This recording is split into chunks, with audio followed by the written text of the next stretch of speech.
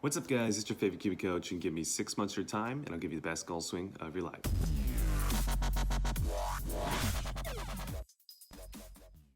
So welcome back to the channel. In this particular video, we have another client before and after video, and it's going to be a really interesting one because this, again, is what a lot of you guys are currently doing. So if you're struggling with moving your hands too far out towards the golf ball, club shaft steepening too much, left arm at P6 too far left, it sounds like you, this is the video for you. So let's go do this thing. But before we get into the video, I want to give a quick shout out to our sponsor, and that is Kiwi Golf Japan. If you're too busy or you just can't make it out to our locations for lessons, Kiwi Golf Japan is the membership site for you. With over 175 plus videos of golf instruction, we have everything on the membership site you could possibly want. So if you're interested in that, go ahead and click the link down below. And now let's go ahead and get into the video. So like I said in the intro, you guys are probably going to find something in your own golf swing in this particular client's golf swing. So make sure to watch all the way till the end because there's a lot of valuable information in this particular video. Let's go ahead and take a look at the before swing first, then we'll take a look at the after swing, and then we'll come back and talk about what we're going to be discussing in this particular video. So this is going to be the before swing.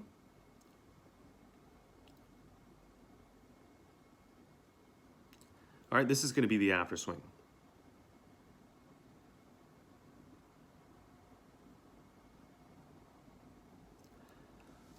All right, so I'm hoping you guys saw there's some pretty massive differences between the backswing as well as the downswing, but we're gonna go ahead and start off with the backswing because remember, we like to change things earlier in the golf swing to get that domino effect later on in the golf swing. Specifically, I wanna talk about right around P2.5 to kind of just past P3. We're gonna really key in and zoom in and take a look at the elbow movement from that positions. And I think you'll see a massive difference between the before and the after, and it's gonna lead us into really what causes the elbow to be internally rotated at the top of the swing. So if you're struggling with that, well, this is a really important section of the video to watch. Let's go get to it. All right, so to be able to see what I want you to see, I'm gonna draw a line on where the elbow is kind of pointing at this point in the golf swing in the before swing. Now, if we go take the player up to right around position 3, let's go take a look at where the elbow is now pointed. Do you see how these two lines would intersect? If they're intersecting in this fashion, that means that he has internally rotated his elbow in this section of the golf swing. Now, if we go take a look at the after swing and go draw the same line on the elbow, let's go take a look at the difference between the two.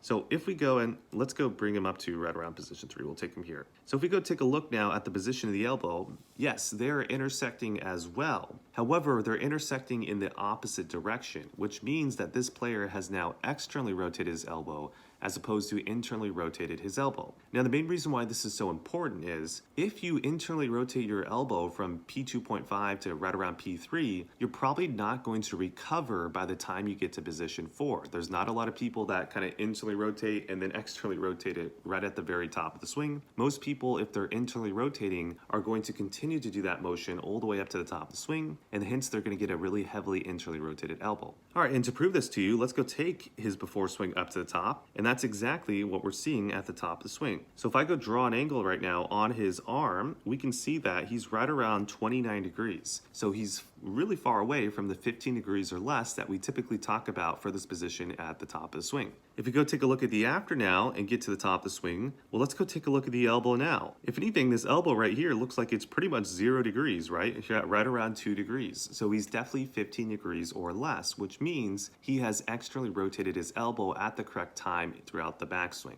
So this is really key and this is really important because if my elbow gets more and more this way, that means I'm gonna have really no mobility to flatten the club shaft. You're probably gonna have a little bit more of a vertical club shaft, and then as well, you're gonna have to get a large range of motion variable in transition because you're going to have to move your elbow back this way. You're gonna have to flatten the club shaft. You're gonna have to lower that now. You're gonna have to stop the flattening. You're gonna have to eventually redirect the club, and you have to do it with a large range, right? So that's why it's a large range of motion variable, and we wanna try to avoid that. So because we changed the elbow position at the top, we were able to get the club shaft into a whole lot better spot. So now it's kind of matching the forearm almost perfectly, whereas before it was intersecting the forearm like such. So he doesn't have to flatten the club shaft at all to position 5. He literally just has to lower his arms. He doesn't have to rotate the elbow, and he's gonna be in a really good spot. All right, so now once we were able to get into this top of swing position, what we started to find, now it didn't fix itself completely, but what we started to find was that the hand positioning at position 5 started to get a whole lot better. So if we go take a look at the before swing and watch where the hands are moving towards, we can see at position 5, the hands are gonna be in front of the buttons of the shirt, right? So it's almost towards his left shoulder in the before swing, which is way too far out towards the golf ball.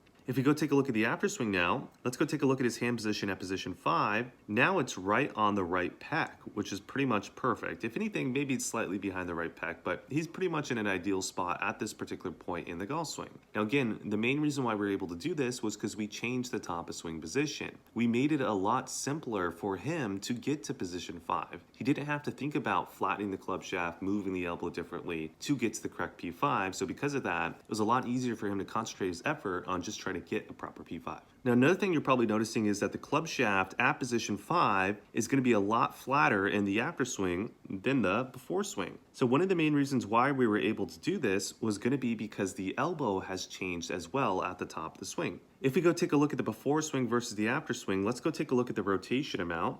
So this is going to be the before swing. He's right around 76 degrees. Let's go take a look at the after swing right now, and he's going to be right around 58 degrees. So because we were able to change the top of swing position, not only were we able to get into a better P4, well, we were able to get into a better P5 with the hand path, with the elbow position, with the club shaft. And now from here, he's got a lot better chance of getting the swing direction a little bit more neutral and not so far left and swiping across the golf ball. All right, then from here, as we start to move into kind of P5.5, we can see two things. The first thing is take a look at this lead arm position already at this P5.5. He's already at 26 degrees to the left, right? He's already getting that direction of the swing potential way, way off to the left. All right, that's it for you guys on YouTube. I hope you guys enjoyed the video, but before you guys click off, let me give you a quick summary of what was discussed. So for you guys, it's really important right around that P2.5 to kind of just past P3 position. If you're trying to get more into the checkpoint parameters of the top of swing that I prefer, you really got to focus in on this elbow position, this elbow rotation in that section of the golf swing.